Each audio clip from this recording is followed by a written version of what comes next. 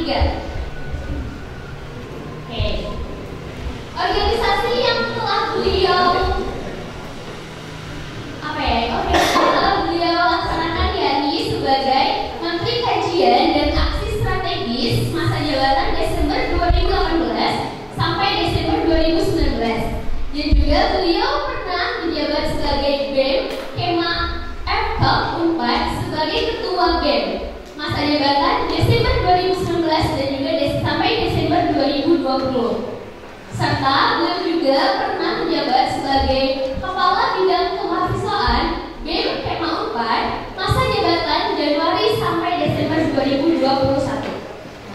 Prestasi yang pernah beliau dapatkan yakni juara 1 LKTI SCI JNC UNEJ 2019, juara 1 Duta Baca Jawa Barat 2020, juara 2 menulis puisi Dubes Jabar 2020, juara 3 menulis puisi Gedung Sate 2020, juara 1 LKTI SCI JNC UNEJ 2020, juara 1 LKTIN Forma Diksi UM 2020, juara 1 LKTI ASL UNAN 2020, juara 1 LKTI Scout Siba 2020, juara 3 esai Napakol 2021, dan juara 2 esai Demsko 2021. Baik, langsung aja. Siap mendengarkan pemaparan materi dari beliau? Siap. Oke, waktu dan tempat kami persilakan. Oke. Assalamualaikum warahmatullahi wabarakatuh. Iya, selamat pagi teman-teman semuanya.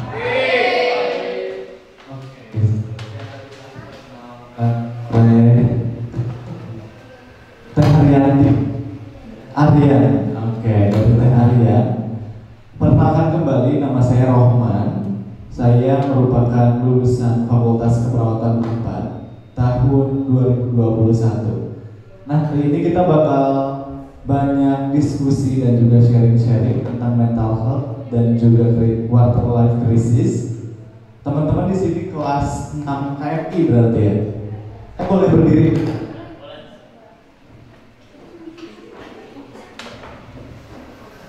Oke, nah berarti usianya kurang lebih di 17 tahun? Ada 19? Ada? 20? Nggak ada? Oke. Nah, di usia-usia seperti ini biasanya teman-teman lagi menghadapi kebingungan. Setelah lulus KMI ini, kira-kira teman-teman mau ngelanjutin kemana ya gitu ya? Atau misalkan teman-teman apakah mau langsung kerja, kuliah, atau mungkin menikah gitu kan? Ada beberapa pilihan di hadapan teman-teman yang kadang pilihan-pilihan tersebut bikin kita bingung sendiri mau milih yang mana. Atau karena melihat orang lain, oh kayaknya kerja bisa bikin lebih sukses ya gitu. Oh ternyata kuliah orang-orang bisa keren ya dengan kuliah. Oh ternyata ada kok orang-orang yang menikah setelah SMA tapi hidupnya masih aman-aman aja, masih lancar-lancar aja, dan gak ada masalah apapun kelihatan. Ketiga hal tersebut tuh punya sisi positif masing-masing yang mana kita nggak tahu kekurangan kemana, karena mungkin kita cuma melihat dari luarnya aja. Next. Nah ini teman-teman tentang human capital investment yang perlu kita pahami bareng-bareng bahwa kita lagi ada di usia ini ya, usia remaja sampai dewasa. Ini bisa teman-teman lihat dan kita udah memasuki usia produktif. Nah di usia remaja sampai usia dewasa, berarti teman-teman ini masuknya masa peralihan. Kalau kita masuknya masa peralihan, biasanya ketika kita misalkan lagi masa anak-anak menuju masa balik gitu ya, teman-teman mengalami suatu perubahan namanya. Dan perubahan tersebut tuh nggak bisa kita langsung menyesuaikan dan beradaptasi. Nah maka dari itu kita menghadapi yang namanya quarter life crisis. Karena kita lagi masa peralihan. Kita lagi mikir mungkin waktu kecil kita mikirnya jadi orang dewasa itu. Kayak kita mungkin berpikir bahwa pengajar di sini, gitu ya, pengajar di sini, oh ternyata Ustadz ini mah kayak gini ya, Ustazah ini kayak gini ya, kok kayaknya mereka hidupnya menyenangkan gitu. Itu pandangan kita sebagai siswa dan juga sebagai siswi, sebagai santri gitu kan. Oh orang-orang ternyata sebagai pengajar dan pendidik itu kayaknya gak ada beban sama sekali ya, cuman datang masuk kelas, ngasih pengajaran, ngasih PR gitu ya, ngasih tugas ke kalian dan kalian yang mengerjakan, seakan-akan gak ada beban. Nah itu kan di pikiran kita ya. Tapi ketika kita udah masuki masa dewasa, udah masuk masa kerja, di mana banyak beberapa tantangan yang harus kita hadapi. Itu teman-teman bisa lihat ada tentang kursus pernikahan, terus juga peningkatan kualitas dan juga instruktur, lalu juga harus perbaikan kurikulum karena teman-teman kan sudah masuk masa peralihan dan teman-teman masuknya generasi milenial. Jadi ada banyak hal yang harus teman-teman pahami di masa peralihan antara remaja menjadi dewasa. Di next. Nah ini indeks pembangunan manusia tahun 2020. Jadi kalau kita ngomongin tentang mental health dan juga quarter life crisis, kita harus paham dulu tentang indeks pembangunan manusianya. Kenapa sih? Karena ketika kita ngomongin masa yang lalu dengan masa yang sekarang itu punya tantangan mental health yang berbeda. Kalau dulu itu kita nggak kenal yang namanya burnout, dulu kita nggak kenal sama yang namanya toxic productivity, dulu kita nggak kenal yang namanya, jarang kan ya mungkin orang tua zaman dulu tuh ngomong yang namanya stres, depresi gitu ya. Jarang orang tua kita ngomong kayak gitu. Tapi kita sekarang beda masanya. Nah di indeks pembangunan manusia tahun 2020 teman-teman perlu tahu bahwa IPM Indonesia itu ada 71,94. Di target normalnya standarnya itu adalah 75. Berarti masih belum mencapai target indeks pembangunan manusianya. Sama kayak teman-teman mau lulus, ini kan SMA berarti setelah SMA. Teman-teman mau lulus SMA, indeks pembangunan manusia di Indonesia itu 71,94, belum mencapai standar. Berarti ada kekhawatiran di mana kita sebagai muda belum tentu nih bisa untuk bersanding, bisa untuk bersaing dengan teman-teman kita yang lain. Next lagi. Ini ada beberapa yang perlu kita pahami juga tentang skill-skill yang perlu dipahami dan perlu kita ketahui. Ini kita lanjut ya tentang kesehatan mental dan juga quarter life. Di banyaknya pendahulu. Nah mungkin sebelum kita sama-sama diskusi, aku pengen tahu dulu teman-teman kira-kira apa sih yang teman-teman ketahui tentang kesehatan mental. Ada yang mau jawab? Ada yang tahu tentang kesehatan mental itu apa? Boleh raise hand? Raise hand kalau di Zoom ya. Ada yang mau ngomong kira-kira kesehatan mental itu apa? Yang teman-teman ketahui? Ada? Pakai kacamata ya. Kesehatan mental itu jadi kondisi ketika mental kita sehat dan merasa stres, depresi gitu. Terima kasih. Jadi mental kita sehat, nggak ngerasa stres dan juga nggak ngerasa depresi. Di sini ada yang lagi ngerasa stres? Ada? Ada. Ada yang lagi ngerasa depresi? Ada juga. Oke. Kira-kira penyebabnya apa tuh bisa stres dan juga depresi? Banyak pikiran, mikirin apa tuh?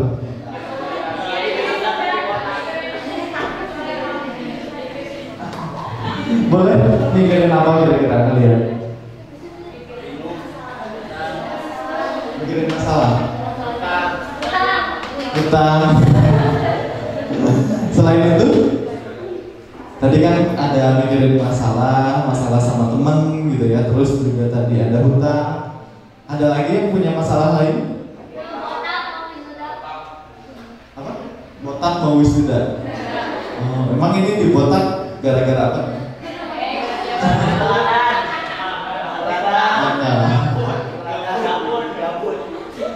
Oke. Nah kira-kira teman-teman setelah lulus dari sini teman-teman mau melanjutin kemana? Pengabdian. Oh, pengabdian di sini dulu. Berapa lama? Setahun. Oke. Berarti semuanya di sini melakukan pengabdian. Boleh ngelakuin aktivitas yang lain di luar pengabdian? Enggak. Berarti fokus pengabdian setahun di sini. Apa? Oke. Nah, terus kalau misalkan udah beres pengabdian, kira-kira teman-teman mau kemana? Kuliah. Mau kuliahnya di mana? Mesir, Turki, Maroko, Madinah. Terus di mana lagi? Singapura, Stanford, Yale, Harvard, Oxford. Di mana? Di Harvard. ITB. Ada lagi? Stikindo. Terus ada lagi di mana lagi? UGM. Di mana? STB. UIN Bandung. Oke. Selain yang pengen kuliah, ada yang kerja, bisnis, nikah, apa lagi? Tentara, TNI, apa lagi? Oke, nah berarti udah ada rencana atau masih bingung? Kalau boleh tahu kenapa tuh bingungnya?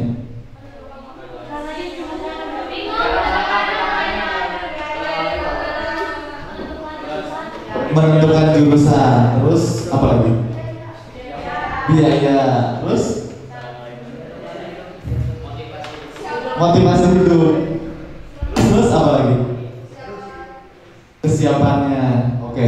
Nah, tadi benar banget yang dikatakan sama yang berkacamata ya.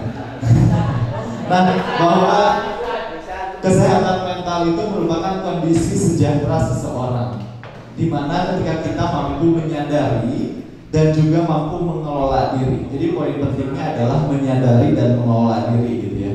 Kita bisa menyadari tingkat stres kita seperti apa, produktivitas kita seperti apa, dan juga kemampuan kita sejauh apa. Nah, kira-kira teman-teman udah kenal belum sih sama diri teman-teman sendiri? Belum. Kalau boleh tahu alasannya kenapa? Bingung gitu ya? Bingung sama diri sendiri berarti. Apa yang bikin bingung?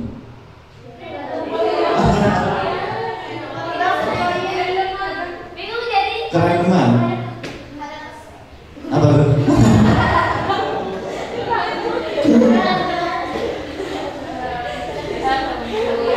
Kemudian, terus apa lagi? Diputusin.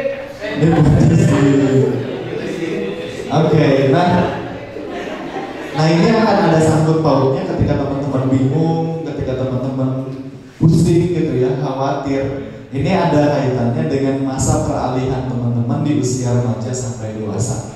Karena di usia-usia tersebut emang wajar ketika kita mengalami rasa bingung. Wajar kita bingung menentukan pilihan kita, bingung jati diri kita itu sebenarnya siapa dan pengen jadi apa. Wajar. Nah, itu dinamakan dengan yang namanya quarter life crisis. Quarter life crisis ini merupakan periode krisis tentang kehidupan. Sama seperti yang tadi disampaikan. Ketika teman-teman anak-anak mungkin di peralihan sekolah dasar sampai teman-teman SMA, itu ada sesuatu hal yang berbeda gitu ya. Ketika mungkin teman-teman SD itu banyaknya masih bisa main-main gitu ya. Kayak ya udah nggak ngerjain PR juga kayak dihukum biasa aja, nggak yang malu-malu banget gitu ya ketika SD itu. Terus juga mungkin diantar sama orang tua, beda vibesnya ketika teman-teman diantar sekolah ke SD dan teman-teman diantar sekolah ke SMA sama orang tua. Kalau diantar ke SMA pasti malu kan? Malu kan ya? Udah gede kok masih diantar-antar, gitu kan pandangan orang-orang. Nah, hal tersebut juga yang menjadikan perbedaan ketika teman-teman remaja dan teman-teman udah masa dewasa. Mungkin ketika remaja kita nggak usah mikirin, oh kayaknya kalau nggak punya uang 100 juta di usia 25 tahun nggak apa-apa gitu kan. Tapi kalau udah dewasa tuh mikir, nanti kalau misalkan udah usia 26 tahun, target punya uang berapa ya? Harus beli rumah kapan ya? Gitu. Harus nikah kapan ya? Karena banyak sekali hal-hal yang perlu kita pikirkan ketika menjadi orang dewasa. Berarti kan ada masa peralihan di sana. Kalau misalkan nanti kuliah di Unpad, di UIN, nanti malu nggak ya sama teman-teman yang kuliah di Maroko gitu kan? Atau misalkan ketika nanti kuliah di UIN, baiknya ngapain ya pas kuliah? Gitu. Terus kalau udah beres kuliah mau ngapain ya? Nanti kalau misalkan kuliahnya jurusan pendidikan agama Islam, apakah nanti bakal jadi guru, jadi ustadz, jadi ustazah, atau ternyata nggak ada lowongan? Ya udahlah, kerja yang ada aja, nggak usah mikirin nanti kerjanya gimana. Banyak kebingungan-kebingungan yang harus dipikirkan. Sama seperti sekarang teman-teman bingung setelah lulus dari sini, selain pengabdian, kira-kira mau ngapain lagi ya setelah beres pengabdiannya? Kan itu menjadi suatu kebingungan sendiri. Dan ini biasanya datang di usia 18 sampai 30 tahun, dimana kita udah mulai berpikir tentang masa depan kita. Kan tadi ada yang usianya 18, ada yang usianya 19, 17 ada nggak? Paling 16 ada? Nggak ada, berarti paling kecil 17 ya? Paling tinggi 19. Oke, next.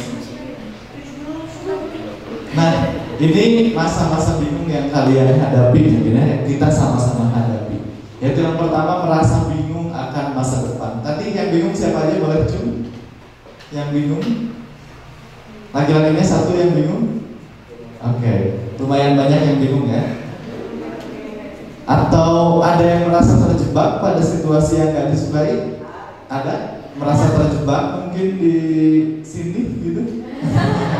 Atau merasa terjebak ketika pulang ke rumah? Atau merasa terjebak karena dijodohkan? Atau hal-hal yang tidak disukai lainnya? Ada yang merasa terjebak nggak? Nggak ada ya? Oke. Nah, yang selanjutnya, ada yang sulit membuat keputusan nggak di sini? Ada, boleh tuh. Sulit membuat keputusan, bingung, terus kayak mikir-mikir dulu. Banyak ya ternyata. Boleh diturunkan lagi. Ini khawatir akan masa depan. Kalau tadi bingung menentukan, kalau ini sekarang khawatir akan masa depan. Ada yang merasa khawatir masa depannya seperti apa? Semua. Oke, semuanya khawatir ya. Ini yang terakhir. Yang terakhir biasanya timbul gara-gara faktor eksternal, faktor di luar dari diri kita. Iri dengan teman sebayanya. Kok teman aku udah terima di sana ya? Kok iya. Oh, teman aku udah nikah ya. Oh, teman aku udah kerja ya. Udah bisa ngasih uang ya buat orang tuanya. Ada yang pernah ngalamin perasaan-perasaan seperti itu? Ada. Ya udah, berarti kalau misalkan ada, kita sama ya semuanya. Kita semuanya sama bahwa kita pernah mengalami iri sama rekan-rekan kita yang lain. Kok dia nggak ngelanjutin SMA tapi udah bisa ngebahagiain orang tua ya? Udah bisa menjadi tulang punggung keluarga, padahal kita di sini menempuh pendidikan gitu ya setelah SD, lanjut ke SMP, lanjut ke SMA, lanjut di KRI ya kalau di sini berarti. Nah, tapi kok teman-teman kita yang lulus SD doang bisa ngebahagiai orang tua gitu. Jadi ada perasaan iri di sana. Next lagi. Nah, sebetulnya nggak banyak teman-teman orang yang peduli sama kesehatan mental. Bahkan mungkin beberapa individu ini menganggap ya udahlah gitu doang gitu ya. Ya udah stres doang. Ya udahlah nggak masalah, cuma gitu doang. Jadi semuanya dianggap gitu doang dan angin lalu. Padahal yang harus dipahami ketika teman-teman nggak menyelesaikan stres tersebut, misalkan ada masalah sama temannya gitu ya, terus dipendem aja sendirian. Nah, itu tuh hal yang dipendem berarti ada hal yang belum selesai. Makanya sering banget kita dengar yang namanya trauma. Barangkali ini teman-teman, hal-hal yang terjadi pada diri teman-teman sekarang, pada diri kita sekarang, itu sebenarnya adalah merupakan akibat dari masa kecil kita yang belum usai. Bisa jadi ada pengalaman-pengalaman traumatik di masa kecil, misalkan ketika kecil kita itu terlalu ditekan sama keluarga gitu ya. Atau mungkin ketika kecil kita terlalu dimanja sama keluarga. Atau ketika kecil kita terlalu dilepas sama keluarga. Nah, pengalaman-pengalaman masa kecil tersebut sebetulnya nggak cuma berhenti dampaknya ketika kita kecil doang, tapi berdampak juga ketika kita di masa sekarang. Bisa jadi orang-orang yang mungkin sekarang tuh kok dia kayaknya ini banget ya, aktif banget gitu, atau misalkan ekstrovert banget, segala hal diceritakan gitu ya kalau bahasa Sundanya. Kayak semua hal, informasi itu diceritakan kepada orang lain, terbuka banget orangnya. Barangkali dia punya pengalaman traumatik masa kecil yang mana dia sulit untuk mengekspresikan gitu, sulit untuk mengekspresikan apa yang dia rasakan kepada keluarganya, sehingga dia nggak punya tempat cerita. Dan pada akhirnya ketika dia menemukan keluarga baru di pondok pesantren ini, dia serasa menemukan orang tua yang udah lama nggak dengerin ceritanya. Jadi ketika udah nemu tuh dia banyak cerita gitu, sehingga over dan kelebihan ceritanya. Itu mungkin hal yang bisa terjadi dan dialami oleh kita semua. Atau bisa jadi ketika kecil kita terlalu dimanja. Contohnya misalkan kita mau milih ini udah disediakan, kita butuh buku udah disediakan, butuh les udah disediakan. Jadi segala hal yang kita butuhkan udah disediakan, dan itu menjadi suatu kebiasaan, sehingga menjadikan masa kita remaja sekarang yang harusnya masa remaja kan kita udah mulai menentukan pilihannya sendiri ya, udah mulai apa-apa sendiri gitu ya, udah nggak ditentuin lagi dan nggak diatur lagi sama orang tua. Nah biasanya orang-orang yang sulit membuat keputusan itu ada pengalaman traumatik di masa kecil yang mana mungkin kita nggak pernah bisa ngambil keputusan ketika masa kecil kita gitu ya. Menentukan kita milih buku matematika dan milih buku IPA ketika kita masa SD kan biasanya suka ada bazar buku ya. Masa kalian ada bazar buku gitu nggak ketika SD? Ada. Nah ketika kita SD itu tuh kita harus nentuin pilihan beli buku IPA atau beli buku matematika gitu kan. Tapi kita udah ditentuin pilihannya sama orang tua kita, jadi kita nggak punya kesempatan memilih. Nah mungkin itu bisa berdampak pada masa remaja kita. Jadi kalau misalnya teman-teman sekarang merasa ada sesuatu hal yang ganjal dan mungkin mempengaruhi quarter life crisis kita, coba teman-teman gali lagi pengalaman masa lalu teman-teman. Di masa kecil kira-kira apa ya yang menyebabkan kita menjadi seperti sekarang? Teman-teman gampang nangis, teman-teman sulit menentukan keputusan, gampang bingung, gampang stres. Coba teman-teman gali lagi pengalaman masa kecil, karena hal tersebut gak akan pernah selesai kalau misalkan teman-teman belum berdamai sama masa lalunya. Jadi coba berdamai dulu. Coba kita ingat-ingat lagi, oh ternyata dulu itu saya gak punya teman cerita, orang tua saya gak bisa diajak ngobrol, saya lebih sering menyendiri, bersepeda sendirian, mungkin ya bersepeda sendirian, terus sukanya ya udah di tempat-tempat yang sunyi gitu, sehingga mungkin sekarang kita mengalami perubahan yang berbeda dibanding rekan-rekan kita yang lain. Coba terima dulu, terima bahwa kita mengalami masa kecil tersebut, karena dengan kita menerima masa kecil kita, itu akan membantu kita menuju proses peralihan dari remaja menuju dewasa. Jadi diingat-ingat lagi gitu ya. Nah ini ada beberapa hal yang bisa kita lakukan teman-teman untuk kita bisa lebih meningkatkan mental kita. Nah yang pertama yaitu fokus sama diri sendiri gitu ya. Kita fokus aja sama apa yang akan kita lakukan. Fokus, jadi nggak usah mikirin oh teman kita itu mau ke Maroko, oh teman kita mau ke Mekah, oh teman kita mau ke Madinah. Ya udah kalau kita maunya ke Unpad, fokus aja ke Unpad gitu. Gak usah ngeliat teman kita yang mau ke Mekah, mau ke Madinah gitu ya. Bukan berarti kita nggak punya acuan untuk jadi lebih baik, tapi kita punya tujuan.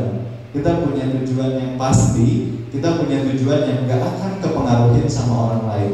Dengan kita fokus sama diri kita sendiri, gak membandingkan sama orang lain, itu akan mempermudah kita menghadapi quarter life crisis ini. Lalu yang selanjutnya, mengenali kelebihan dan kekurangan diri. Nah ini kita coba perhatikan bareng-bareng ya. Coba teman-teman dalam waktu 5 menit tuliskan 5 kelebihan yang teman-teman punya. Sepakat ya, nanti nggak? Silahkan dituliskan 5 kelebihan yang teman-teman punya. 5 menit ya kalau ini. Boleh dipikirin dulu kira-kira kelebihan kita apa ya. Kelebihan kita misalkan suka ngomong di hadapan umum gitu ya. Terus kelebihan kita yang lain itu orangnya kritis, suka mengkritisi sesuatu isu, suatu masalah. Boleh ya, 5 aja. Nanti kalau udah selesai bilang ya. Ini sekarang 934 berarti sampai 939 teman-teman menuliskan kelebihan yang teman-teman miliki. Minimal 5. Nah kira-kira apa kelebihannya? Kelebihan berat badan gak masuk ya. Fokus kelebihan atau kekuatan yang kita punya. Misalkan tadi public speakingnya bagus gitu ya. Terus yang kedua misalkan karena teman-teman itu aktif dan juga kritis terkait dengan suatu isu atau permasalahan, atau mungkin ada hal-hal yang lain. Boleh? Ada yang masih bingung? Kalau ada yang bingung boleh langsung ditanyain aja ya. 5 ya.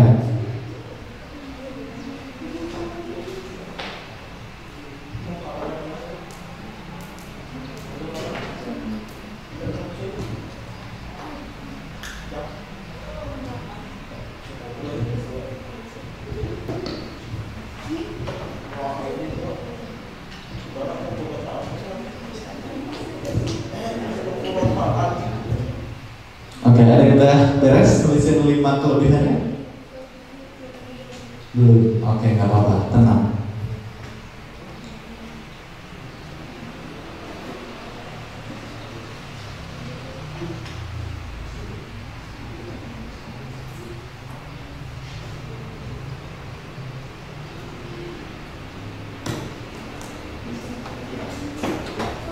Ada yang udah beres? Atau masih bingung? Bingung kelebihan diri sendiri apa? Coba kita lihat lagi pengalaman-pengalaman lalu kita. Oh ternyata kita berhasil memenangkan lomba debat ya. Oh berarti kalau misalkan berhasil memenangkan lomba debat, kita udah bisa berpikir kritis gitu. Terus yang kedua, oh ternyata kita udah menghafalkan 30 juz Al-Quran. Berarti kemampuan nalar kita bagus nih. Nah itu boleh menjadi kelebihan teman-teman. Memiliki kemampuan nalar yang bagus misalkan gitu. Terus, oh saya tuh lebih suka mata pelajaran matematika dibandingkan dengan mata pelajaran biologi. Oh berarti kemampuan analytical thinking kita bagus. Jadi boleh dituliskan gitu ya. Nah itu hal-hal seperti itu coba teman-teman ingat lagi pengalaman-pengalaman masa lalu yang mungkin itu menjadi kelebihan yang teman-teman miliki. Itu boleh dituliskan. Atau misalkan ada orang yang sukanya jadi MC gitu ya, jadi moderator gitu kan. Nah itu boleh dituliskan, oh ternyata memiliki kemampuan public speaking yang bagus. Nah hal-hal tersebut bisa teman-teman tuliskan. Atau mungkin ada orang-orang yang memang memiliki kemampuan ketika dimarahin sama ustadz sama ustazahnya itu berlapang dada gitu ya, lebih sabar, nggak dongkol gitu ya. Nah itu boleh dituliskan. Kita memiliki kelebihan yaitu orang yang sabar. Nah itu hal-hal seperti itu pun merupakan suatu kelebihan yang akan menunjang masa depan kita. Jadi boleh ya teman-teman tuliskan. Ingat-ingat lagi apa hal-hal yang sudah kalian lalui.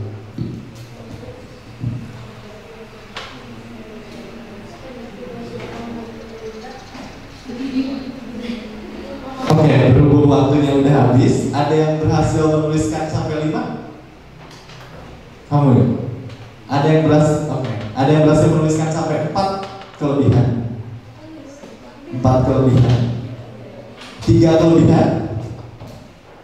2 1. Ada yang nggak menuliskan kelebihannya sama sekali? Nggak ada ya? Oke. Tadi yang 5, coba kalau boleh tahu kelebihannya apa aja?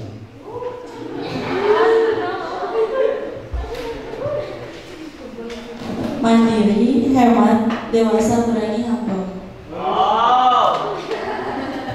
Mandiri, hemat, dewasa, humble, dan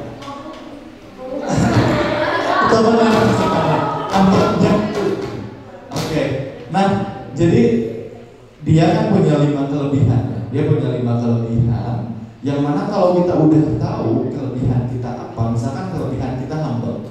Nah, coba teman-teman cari jurusan gitu ya, atau mungkin pekerjaan yang nantinya itu sesuai dengan kelebihan yang kita punya. Misalkan kalau misalkan kita humble, senang ngobrol sama orang lain, bisa tuh masuk misalkan hubungan internasional, terus juga ilmu komunikasi. Karena kan nanti kita bakal lebih banyak tentang urusan diplomasi ya, ngobrol sama orang lain, mempengaruhi orang lain gitu ya. Atau misalkan mau jadi sarjana hukum, soalnya cita-citanya jadi advokat gitu. Nah, itu hal-hal seperti itu juga bisa teman-teman sesuaikan. Karena dengan kita mengenali kelebihan kita, ini akan mempermudah kita dalam menghadapi yang namanya quarter life crisis. Kita nggak bingung lagi kalau kita udah kenal sama diri kita sendiri. Nah, barusan 5 menit dipakai untuk mengenal kelebihan kita. Nah, selanjutnya 5 menit yang kedua, silahkan teman-teman tuliskan kekurangan yang teman-teman miliki. 5 juga ya. Nah, ini biasanya agak sulit kalau kita mengenali kekurangan yang kita miliki gitu ya. Kalau tadi ada yang berhasil menuliskan, coba kita lihat untuk kekurangan ini kira-kira teman-teman berhasil menuliskan berapa? 5 menit.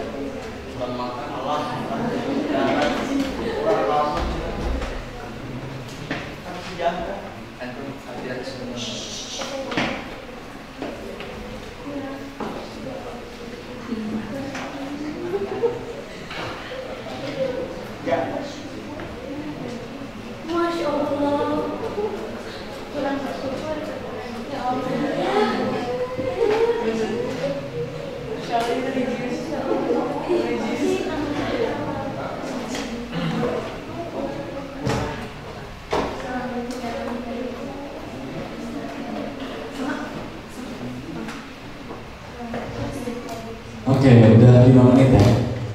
Ada yang berhasil menuliskan 5? Oke, banyak. 4, 3, 2, 1. Nggak ada. Berarti lumayan banyak yang menuliskan kekurangan. Kalau atau orang satu sharing yang menuliskan 5 kekurangannya. Boleh? Yang ke-1 kekurangan saya kurang bersyukur. Kurang bersyukur. Yang kedua cadel. Yang keempat yang ketiga maluan. Yang keempat belum bisa khusyuk dalam sholat. Yang kelima belum bisa memanage waktu dengan baik. Belum bisa memanage waktu. Jadi disebutkan 5 kekurangan yang dimiliki ya. kurang bersyukur, terus juga belum bisa manage waktunya, kurang khusyuk gitu ya dalam sholat, terus juga tadi ada. Nah, teman-teman kan udah kenal tuh sama kekurangan yang teman-teman miliki ya. Nanti PR-nya di rumah, nggak di rumah berarti di sini ya. Setelah kegiatan ini, coba teman-teman untuk berpikir kembali terkait dengan kira-kira sarannya apa sih, strateginya seperti apa untuk mengurangi kekurangan yang teman-teman punya. Misalkan tadi belum bisa memanajemen waktu gitu ya. Nah, terus strateginya seperti apa untuk mengurangi kekurangan tersebut? Misalkan contohnya adalah yang pertama, menuliskan kegiatan yang akan teman-teman jalankan. Dengan teman-teman menuliskan kegiatan yang akan dijalankan, itu kan akan mempermudah teman-teman dalam menjalankan aktivitas sehingga waktunya bisa dimanfaatkan sebaik mungkin. Jadi ditulis ya strateginya, itu PR di setelah kegiatan ini. Nah, selanjutnya adalah tidak membandingkan dengan orang lain. Kita balik lagi ya. Jadi tidak membandingkan orang lain, sama dengan berfokus sama diri sendiri aja. Terus yang selanjutnya lagi, mengetahui tujuan hidup. Nah, ini juga sama, teman-teman dikasih waktu 3 menit untuk menuliskan tujuan hidup teman-teman. Tujuannya kalau bisa yang spesifik ya. Misalkan tujuannya saya pengen mendirikan pesantren di mana pada tahun kapan. Nah, kalau misalkan tujuan hidup yang abadi kan yang akhirat, itu kan tentu kita pengen masuk surga gitu ya. Pengen gitu kan. Nah, coba tulis yang spesifik yang sifatnya akan tercapai ketika teman-teman hidup di dunia gitu ya. Coba tuliskan.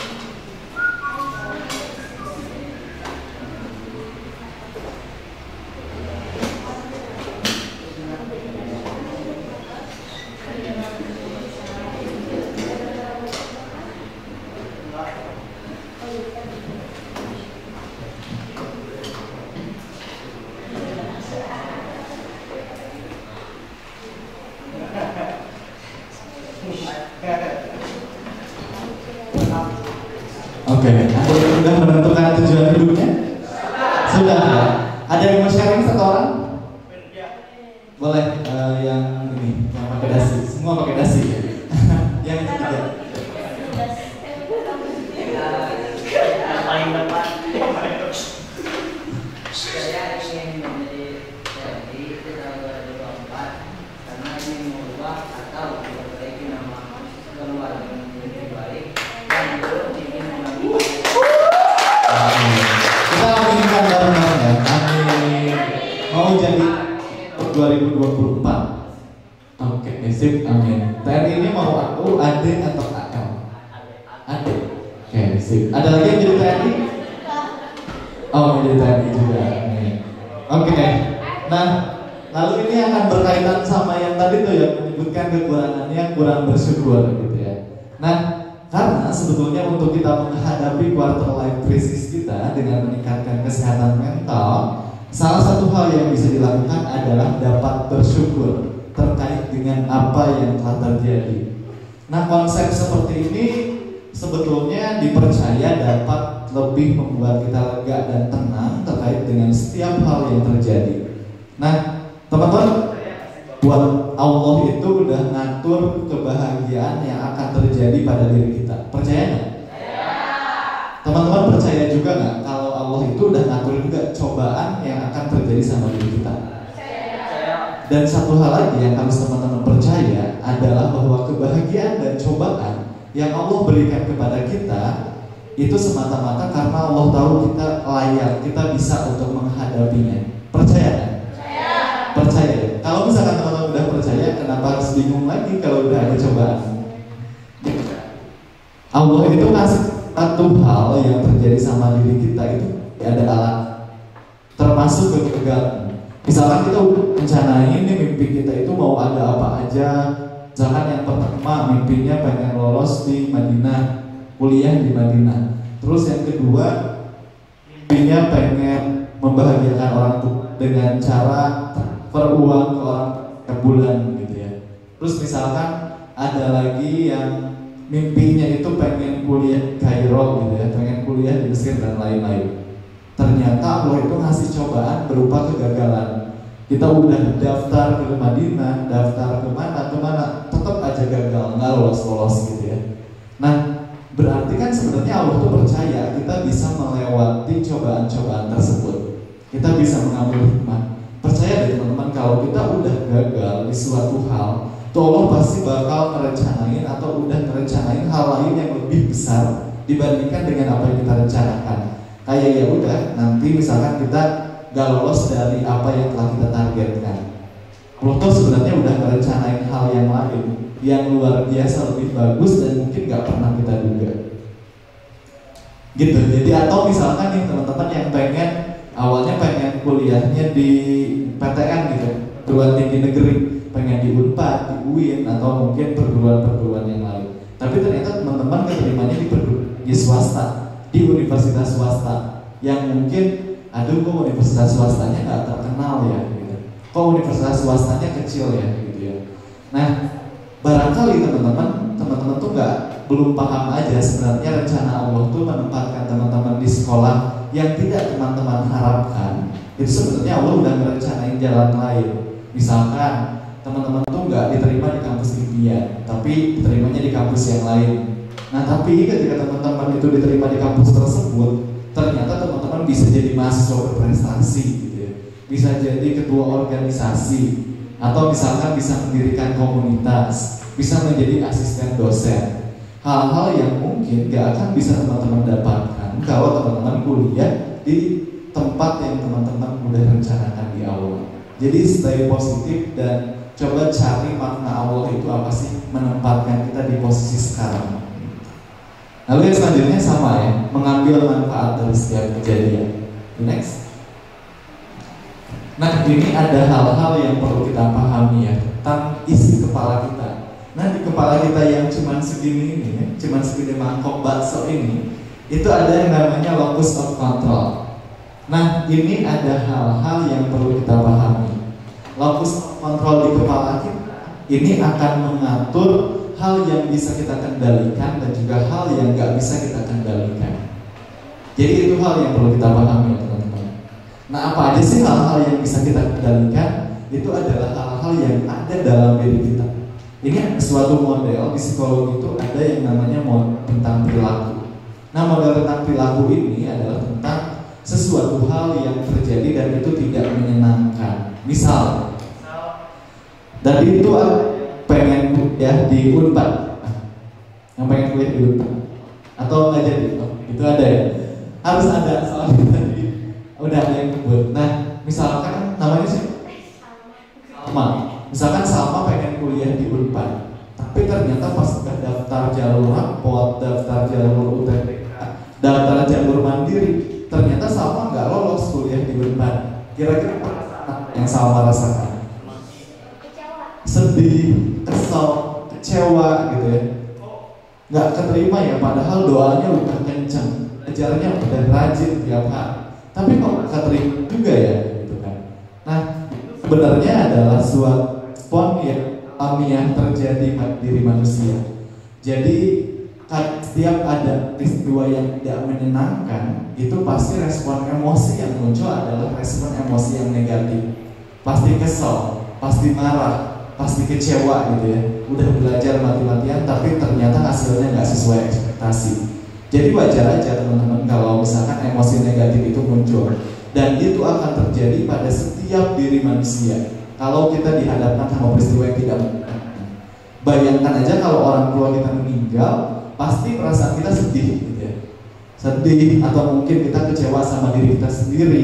Itu adalah hal yang wajar. Tapi yang bisa kita kendalikan adalah respon perilaku kita terhadap orang lain atau lingkungan sekitar kita. Wajar kita sedih, wajar kita kecewa, wajar kita marah gitu ya di dalam diri kita. Tapi menjadi gak wajar ketika kita melampiaskan kemarahan kita dengan membanting kursi gitu ya. Melampiaskan kemarahan kita dengan banting gelas, melampiaskan kemarahan kita dengan marahin orang lain gitu ya.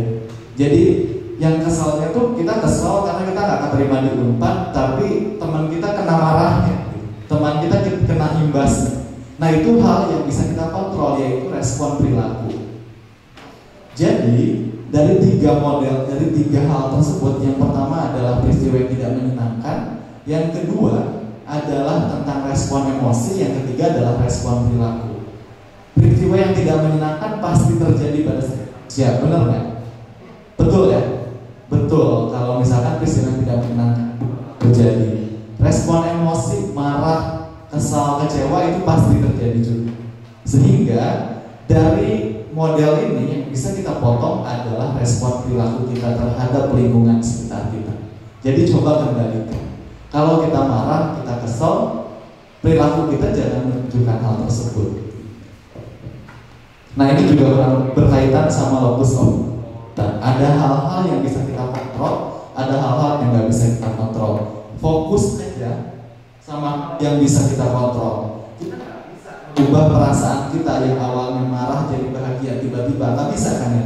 Kayak kita nggak keterima masuk di perkuliahan, kita lagi marah, lagi kesel, dipikir perasaan manusia itu kan nggak ada tombolnya ya, yang bisa dinyalain, yang bisa dimatiin gitu ya. Kita bisa milih, oh ternyata kita lagi nggak keterima nih buat di kampus, tapi kita bisa milih kebahagiaan, kan nggak mungkin ya. Misalkan ada orang tua kita yang meninggal tapi kita bahagia, kayak sesuatu hal yang jarang terjadi, bahkan nggak mungkin terjadi. Di next. Nah, untuk menghadapi responnya, sebetulnya teman-teman diperlukan yang namanya kelenturan atau resilience. Nah, resilience ini menjadi suatu hal yang penting karena merupakan kemampuan ketahanan diri kita. Dari teman-teman di kelas 1 KMI ya, berarti sudah 6 tahun di sini. Nah, ketika teman-teman masuk ke lingkungan yang baru, ke KMI, ada perasaan gak betah nggak? Betah ya mas? Karena mungkin lingkungan yang berbeda, pola didik yang berbeda, pola asuh yang berbeda. Nah, tapi teman bertahan sampai 6 tahun ini. Nah, yang dinamakan kemampuan bertahan tersebut adalah resiliensi. Jadi sebetulnya teman-teman udah memiliki kemampuan resiliensi yang bagus ya. Teman-teman udah bertahan di KMI ini selama 6 tahun. Nah, tinggal bagaimana cara teman-teman untuk meningkatkan kemampuan resiliensi tersebut setelah lulus dari sini, menghadapi masa pengabdian setahun. Nah, itu mungkin bakal capek gitu ya, bakal menyita waktu teman-teman. Tapi bagaimana teman-teman bertahan? Karena sebenarnya tugas kita itu bukan untuk menjadi yang terbaik, bukan untuk menjadi yang paling berusaha. Ada orang yang lari mati-matian gitu ya, ada orang yang speednya itu kenceng banget, lari mengejar itu bukan kenceng banget usahanya, tapi ternyata nggak sampai-sampai sama tujuannya gitu. Tugas kita itu bukan untuk menjadi yang paling kencang, bukan menjadi yang paling cepat. Tugas kita jadi yang paling bertahan. Banyak orang-orang yang nggak bertahan pada akhirnya nyesel. Misalnya ya, ada cerita di suatu pekerjaan, dia udah kerja di sana selama kurang lebih 5 tahun, tapi kok gajinya nggak naik-naik ya? Karena mungkin omset atau penjualan keuntungannya memang kurang baik aja. Jadinya gajinya nggak naik-naik. Akhirnya dia memutuskan untuk keluar aja dari perusahaan tersebut, bosen naik gajinya, padahal kerjanya udah 5 tahun. Ternyata setelah dia keluar, gaji karyawannya naik jadi 100% gitu ya. Naiknya 100% lagi, awalnya 3 juta mungkin jadi 6 juta. Nah itu dianalogikan sebagai konsep kemampuan kita untuk bertahan dalam sesuatu. Karena kadang-kadang kita itu udah mikirin luar itu lebih bagus, di luar itu lebih menarik ya. Karena seperti itu, rumput tetangga tuh pasti lebih hijau. Tapi yang lebih hijau belum tentu lebih subur kan. Gitu kan konsepnya. Yang lebih hijau, kalau misalkan tanah, belum tentu yang lebih hijau itu berbuahnya lebih manis. Belum tentu buahnya enak dikonsumsi. Karena kadang-kadang kita cuma ngelihat rumputnya doang, tapi sebenarnya yang daunnya lebat dan hijau belum tentu dia subur. Itu yang perlu kita pahami. Di next lagi. Nah ini resiliensi, ada beberapa komponennya. Di next lagi aja. Nah ini bouncing dan juga staying strong. Gimana caranya kita meningkatkan kelenturan kita? Kalian tahu games bouncing nggak? Yang di Nokia itu loh. Ada yang pernah main game itu? Pernah ya? Nah itu kan dia mantul-mantul ya. Nah itu juga sama kemampuan kita, sama kehidupan kita. Pasti mantul-mantul, gini-gini ya. Ada naiknya, ada turunnya. Tapi gimana ketika kita turun itu kita bisa mantul, naik lagi. Kan yang namanya kehidupan pasti awalnya ini bola itu naik ke atas, turun lagi ke bawah. Tapi kalau kita diam di tempat, gak mantul, berarti kita gak punya kemajuan. Makanya yang perlu dipertahankan juga selain ketahanan adalah tadi tentang kemantulan diri kita, bouncingnya diri kita. Yang awalnya kita naik ke atas, turun ke bawah, gimana caranya mantul lagi bisa ke atas lagi. Sama kayak iman ya.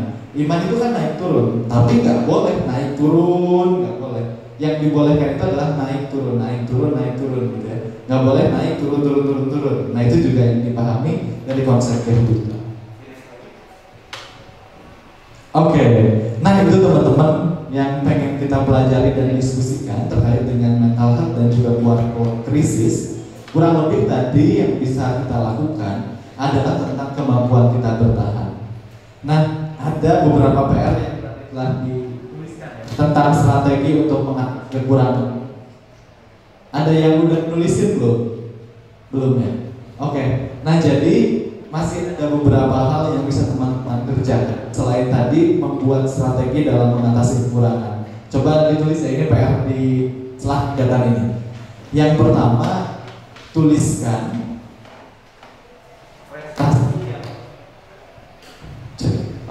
tuliskan prestasi yang membuat kalian bangga terhadap prestasi tersebut. Prestasi ini jenisnya bisa apa aja ya? Misalkan juz Al-Quran gitu ya. Terus misalkan berhasil mentamatkan Iqra gitu. Nah itu coba diingat-ingat lagi prestasi. Oke. Nah itu yang pertama, tuliskan 5 prestasi yang kalian banggakan. Terus yang kedua, tuliskan 5 orang yang telah kalian bantu. Jadi misalkan si A ngebantu si B. Nah tuliskan ngebantunya itu apa. Jadi misalkan teman-teman udah ngebantu mengerjakan atau membantu belajar hikmah gitu ya. Itu coba tuliskan 5 kegiatan di mana teman-teman telah membantu orang-orang. Jadi tuliskan 5 orang dan kegiatannya apa aja yang telah kalian bantu. Terus tuliskan lagi 5 orang yang telah membantu kalian. Kalau tadi kalian yang membantu, kalau sekarang 5 orang yang telah membantu kalian. Diingat-ingat lagi. Oke, tulis ya. Terus yang terakhir, tuliskan 10 hal atau kegiatan. Tuliskan 10 kegiatan di mana kita berhasil menghadapi tantangan atau cobaan. Jadi misalkan dulu tuh kita nggak bisa matematika dinilainya remedial terus. Tapi ketika kita misalkan nanya ke teman kita, belajar ke teman kita, ternyata berhasil jadi lebih baik, berhasil melewati tantangan tersebut. Nah, tujuan teman-teman menuliskan hal tersebut adalah kita lagi melakukan teknik yang namanya teknik journaling dalam psikologi. Nah, teknik journaling ini di mana teman-teman menuliskan hal-hal yang bisa membangkitkan kembali ketahanan atau resiliensi teman-teman. Nah, dengan kita membangkitkan resiliensi menghadapi kenyataan-kenyataan di masa lalu, itu akan membuat teman-teman lebih baik kesehatan mentalnya. Nah, terus yang terakhir, tadi kan kalian ini berbeda ya sama teknik journaling yang barusan. Tadi teman-teman udah nulisin tujuan hidup, betul ya?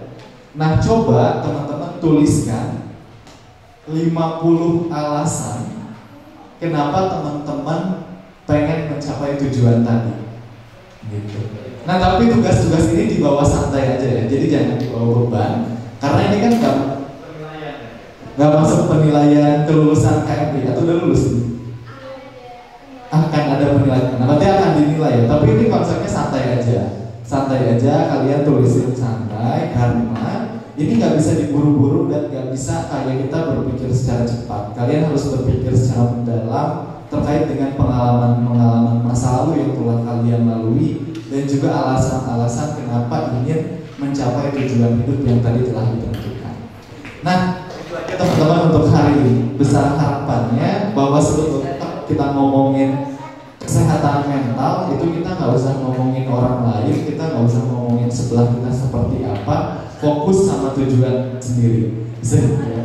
Dari tadi telah sama-sama kita diskusikan, silakan untuk kita sama-sama mengaksikan. Karena ilmu yang dapatkan hari ini tidak hanya cukup untuk bercokol di kepala kita saja, tapi bagaimana cara kita untuk mengimplementasikan hal tersebut. Nah, banyak. Wassalamualaikum warahmatullahi wabarakatuh. Kembalikan kepada Pak.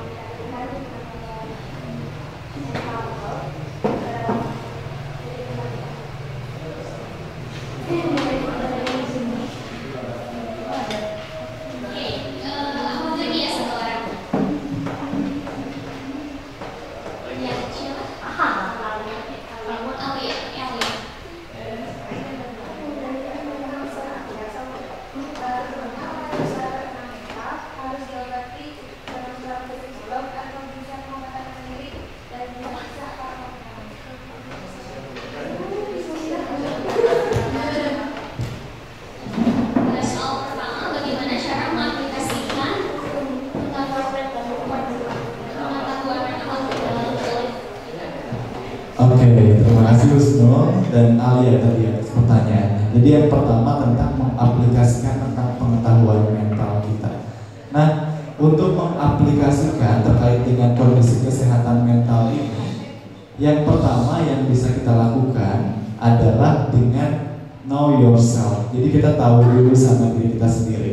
Nah, tadi kan udah ada beberapa teknik ya yang bisa teman-teman lakukan. Jadi sebetulnya untuk mengaplikasikan kesehatan mental ini, tahap pertama yang harus kita lakukan adalah kenal sama diri kita sendiri.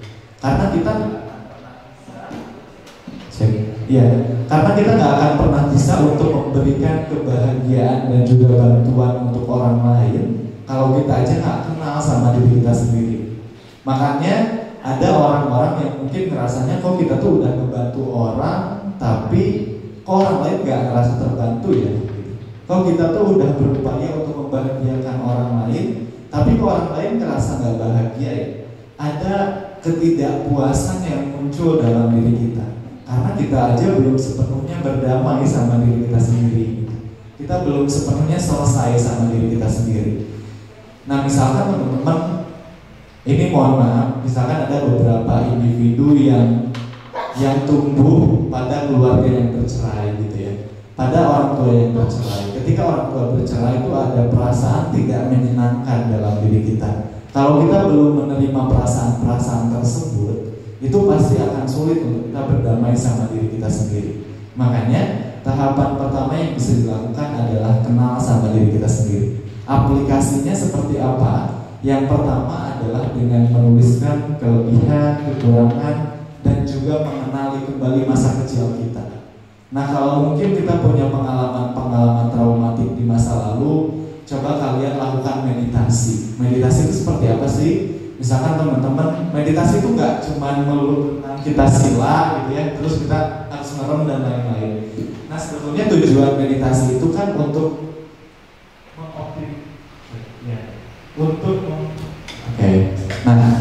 bagus ya. Nah, tujuan kita meditasi itu kan agar kita lebih tenang dan juga kita nggak banyak pikiran ya, menghilangkan beban-beban kita. Dan itu tuh bisa kita lakukan misalkan dengan kita tiduran gitu, nggak usah dengan kita posisi duduk. Posisinya itu berbagai macam hal bisa dilakukan. Kuncinya adalah kita nyaman.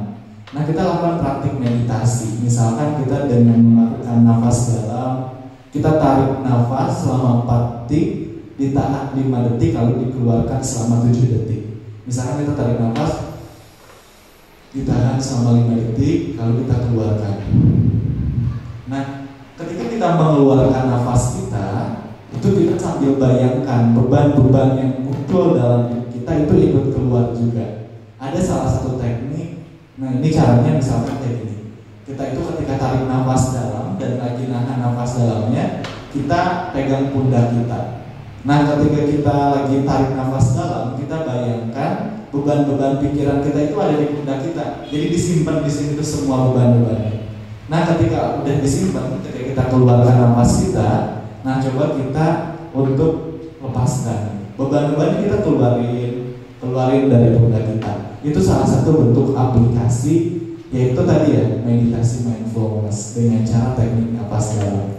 Itu salah satu caranya. Ada juga cara yang kedua. Kalau kita misalkan udah tahu ini cara-caranya, udah tahu tentang kesehatan mental kita punya banyak beban. Nah, coba kita bayangkan. Jadi ada yang namanya teknik hipnosis, gitu ya. Hipnosis 5 jari. Banyak sih tekniknya, sebetulnya salah satunya teknik hipnosis. Nah, kita cukup misalkan dengan kita membayangkan pengalaman menyenangkan yang sudah kita lalui. Misalkan dulu pas kita punya masalah dulu sama orang. Nah, coba bayangkan pengalaman sama orang tua kita gitu. Misalkan teman-teman membayangkan dulu kita pernah duduk bareng gitu ya sama orang tua kita bertiga atau mungkin berempat sama adik kita gitu ya. Kita bayangkan, dan itu semenyenangkan itu pertemuan tersebut. Kalau misalkan kita nggak ada pengalamannya, kita bayangkan aja gitu. Jadi itu akan membangkitkan hal-hal positif dalam diri kita untuk kita menjalani fase kehidupan selanjutnya.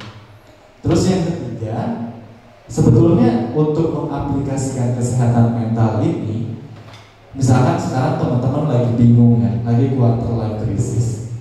Nah, kita itu setiap individu manusia itu perlu yang namanya trigger dalam diri kita. Kita perlu ada orang yang menjadi alasan kenapa kita melakukan hal tersebut. Teman-teman tahu nggak kenapa maling itu ngambil hak orang lain? Kenapa coba? Karena dia butuh, ada dorongan untuk dia ngelakuin untuk mengambil barang orang lain. Karena ada kebutuhan yang harus dipenuhi. Misalkan kebutuhannya perlu beli susu anak gitu ya, karena anaknya misalkan istrinya udah meninggal gitu kan. Nah, berarti kan perlu sesuatu hal yang dipenuhi. Nah, sama kita juga ketika misalkan kita pengen mencapai sesuatu, kita harus punya trigger.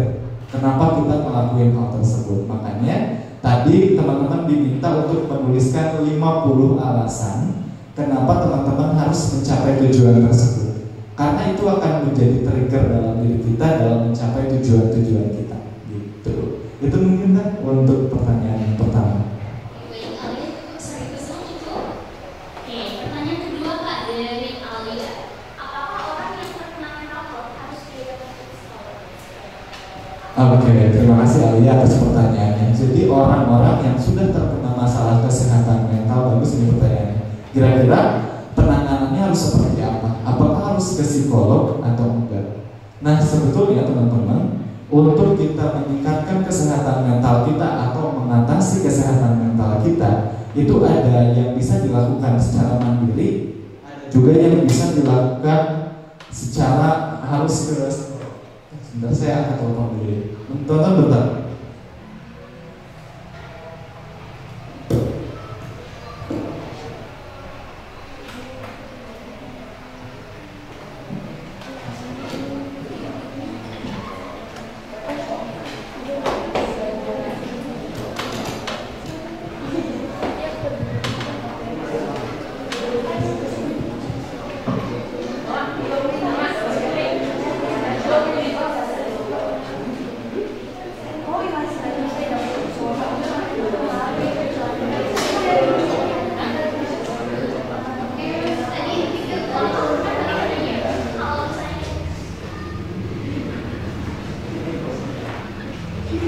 Oke, maaf iklan dulu ya barusan teman-teman. Nah, oke, Alia ya tadi.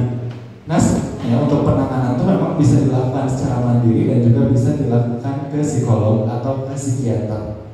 Nah, ini kalau misalkan ke psikiater, jadi gangguan psikososial atau gangguan kesehatan mental itu ada levelnya, gitu ya. Ada tahapannya, dan masing-masing level akan terdapat penanganan yang berbeda pula.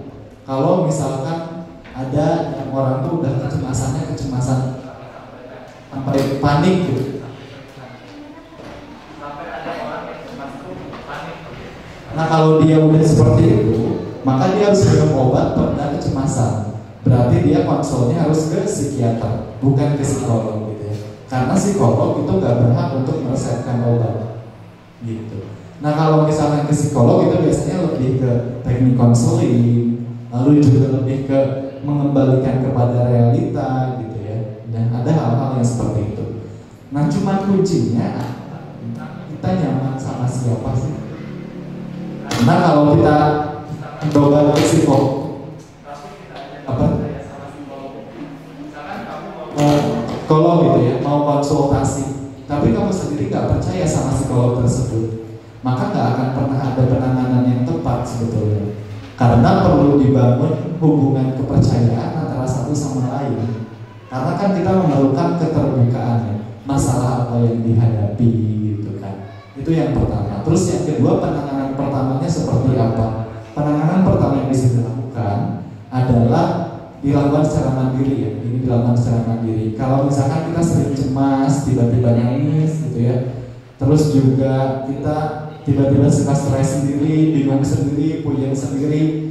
Pokoknya kalau kalian sudah mengalami gejala sering pusing, sering sakit kepala gitu ya, terus nafasnya terengah-engah, kayak gampang sesak nafas, terus tuh misalkan bangun tidur, siapa di sini yang bangun tidurnya itu kepalanya pusing? Nah, kalau kalian sering mengalami hal tersebut, coba lakukan teknik relaksasi. Teknik relaksasi yang bisa dilakukan adalah yang tadi teknik nafas dalam dengan tadi yang 4-5-7, 4 tarik nafas, 5-nya tahan, 7-nya keluarkan. Lalu yang kedua yang bisa teman-teman lakukan, ini sebenarnya karena ini KMI mungkin ya, jadi teman-teman bisa melakukan terapi berzikir. Jadi terapi berzikir ini teman-teman bisa zikir di suatu tempat, misalkan yang tempat yang tenang gitu ya, yang sejuk. Jadi lingkungan pun harus membangun gitu. Teman-teman zikir secara penuh, fokus pikiran kita kepada Tuhan kita, kepada Allah gitu ya. Itu terapi berzikir. Lalu yang terakhir yang bisa teman-teman lakukan adalah terapi murotal. Nah, coba dengarkan murotal yang memang bisa bikin hati kita tenang. Pilih-pilih aja, karena mungkin kan ada beberapa nada ya, ada beberapa nada yang berbeda. Terus gaya ngaji tiap orang kan beda-beda ya. Mungkin ada yang kayak gimana ya, liuk-liuknya berbeda. Nah, itu coba teman-teman cari yang memang sesuai dengan teman-teman gitu, yang bisa bikin tenang teman-teman. Itu dengan ini bisa pakai headset atau misalkan cara-cara yang lain gitu.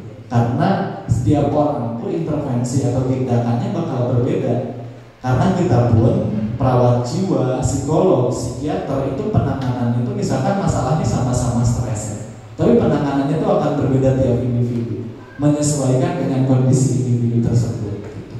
Nah maka dari itu coba sesuaikan gitu. Tapi kalau memang sudah dirasa kita nggak bisa menghadapi masalah ini sendirian, jangan sungkan untuk ke psikolog gitu. Itu mungkin.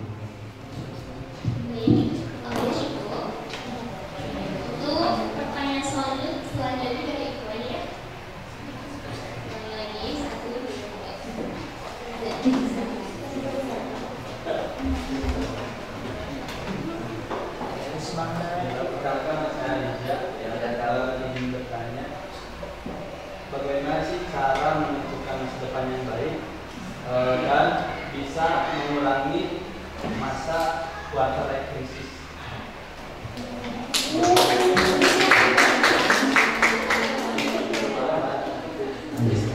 Oke, terima kasih Riza, pertanyaan yang bagus ya. Bagaimana cara kita menentukan masa depan kita agar kita bisa lebih cepat dalam menghadapi quarter life crisis gitu ya. Nah, tentang masa depan gitu. Menurut teman-teman masa depan itu bisa ditebak atau enggak? Enggak bisa ditebak ya. Nah, berarti kunci untuk kita mempersiapkan masa depan adalah yang pertama, kita harus menerima takdir apapun yang akan terjadi. Berarti tahapan pertama yang harus kita lakukan adalah berlapang dada. Jadi kita jangan terlalu berekspektasi nih ke depan kita. Misalkan kita udah merencanakan sebaik mungkin nih, pengen jadi dosen gitu, pengen jadi guru, pengen mendirikan pesantren, tapi ternyata nantinya nggak sesuai sama ekspektasi. Jadi masa depan yang baik adalah bukan masa depan yang sesuai sama ekspektasi, tapi masa depan yang bisa kita terima. Jadi itu prinsip pertama yang kamu. Jadi prinsipnya adalah masa depan yang bisa kita terima. Terus yang kedua, untuk menentukan masa depan yang baik itu adalah masa depan yang direncanakan dengan baik gitu ya. Jadi yang pertamanya kita harus berlapang dada dulu, menerima dulu apapun yang akan terjadi, percaya bahwa Allah sudah merencanakan yang terbaik. Tahapan keduanya adalah merencanakan dengan baik. Jadi kita mulai rencanakan masa depan kita. Kapan kita mau financial manajemennya gitu ya, kita bisa merencanakan keuangan kitanya akan seperti apa. Terus rencana-rencananya misalkan kita mau nikahnya kapan gitu ya, mau punya anak berapa, terus juga kita mau bikin rumah kapan. Jadi itu bisa direncanakan sebaik mungkin. Kalau mungkin untuk teman-teman ya, bisa rencanakan kira-kira 10 tahun ke depan itu teman-teman mau merencanakan apa. Jadi 10 tahun ke depan tersebut teman-teman mulai merencanakan di 5 tahun ke depan teman-teman mau ngelakuin tindakan apa. Setelah 5 tahun ke depan, 1 tahun ke depan teman-teman mau ngelakuin apa nih untuk mencapai tujuan di 10 tahun yang akan datang. Setelah 1 tahun ganti lagi jadi sebulannya, tiap bulannya kita mau ngapain aja nih untuk menentukan masa depan kita. Langsung berlanjut ke tiap minggunya kita mau mencapai apa aja. Lalu yang terakhir, tiap harinya kita mau beraktivitas apa aja untuk menentukan masa depan kita. Jadi mulai dibikin susunan rancangan planning masa depan kita itu dari 10 tahun, 5 tahun, 1 tahun, dan yang terkecil ke 1 hari. Karena dengan kita merencanakan sebaik mungkin, kita akan mencegah keburukan juga sedini mungkin gitu ya. Dan tak lupa juga untuk merencanakan masa depan itu kita harus membuat plannya banyak, gak cuma 1 gitu ya. Jadi kalau misalkan yang 1 gak tercapai, kira-kira hal yang lain yang harus kita lakukan apa? Nah, kalau untuk menghadapi quarter life crisis adalah take it flow aja sih sebetulnya. Kita harus menerima setiap kejadian yang ada dalam diri kita dan percaya bahwa setiap kejadian tersebut akan ada hikmahnya nanti. Mungkin gak sekarang, mungkin besok, lusa, atau bahkan tahun depan. Jadi untuk menghadapi quarter life crisis adalah kita harus percaya bahwa setiap kejadian yang terjadi itu akan ada manfaat dan juga hikmahnya. Itu mungkin bisa ya.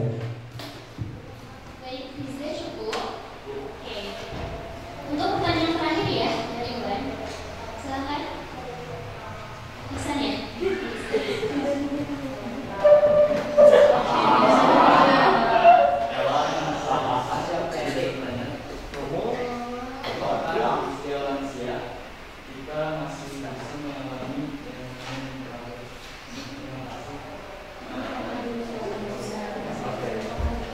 Oke, terima kasih Ihsan tadi ya. Ketika kita masa lansia, boleh dicoba selanjutnya. Nah, kita memasuki masa usia lansia itu di usia lebih dari atau sama dengan 65 tahun. Sebetulnya kalau ini menyesuaikan dari sumber ya. Kalau ini sumbernya dari Kementeriannya Luhut ya. Kalau yang tahu. Masa lansia sebetulnya akan justru kena kesehatan mental.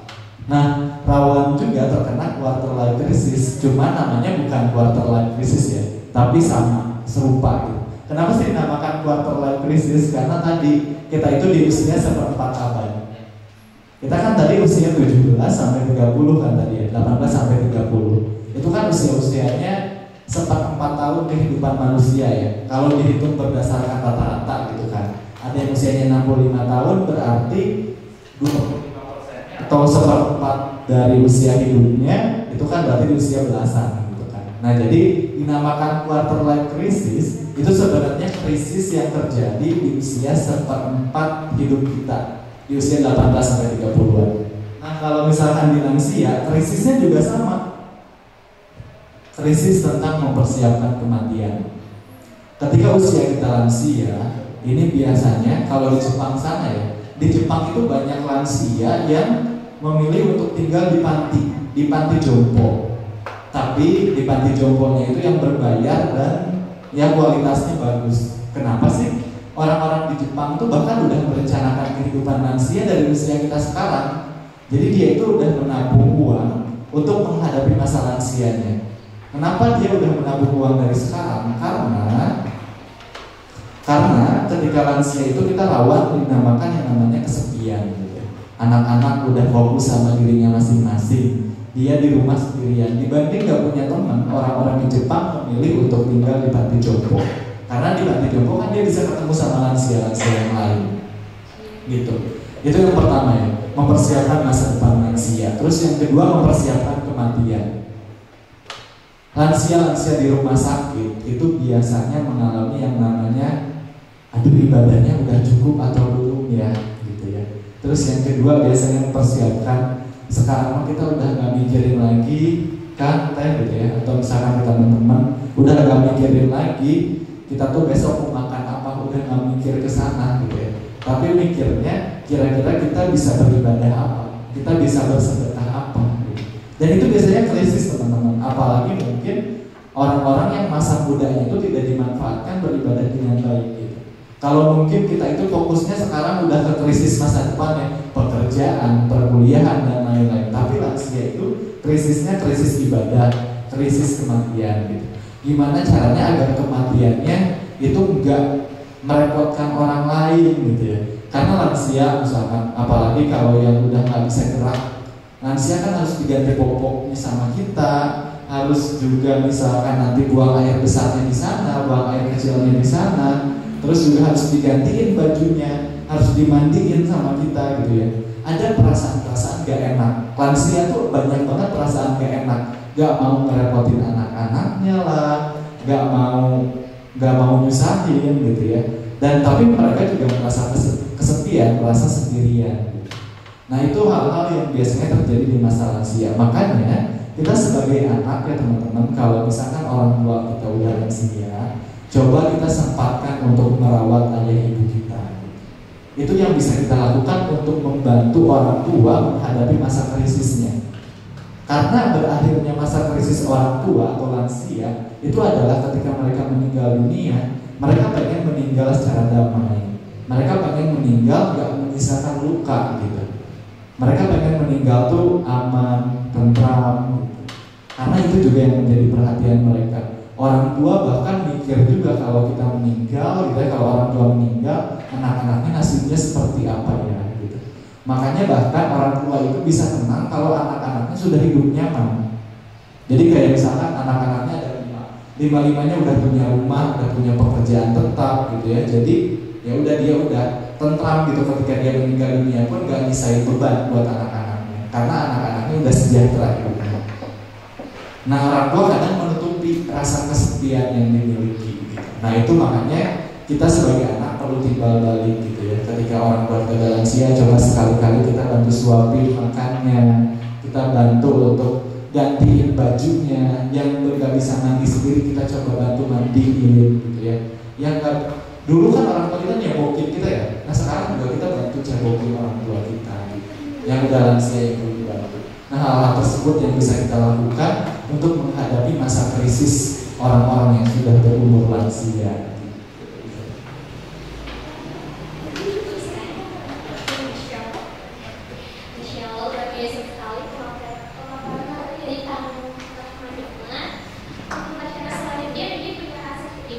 Oleh ketua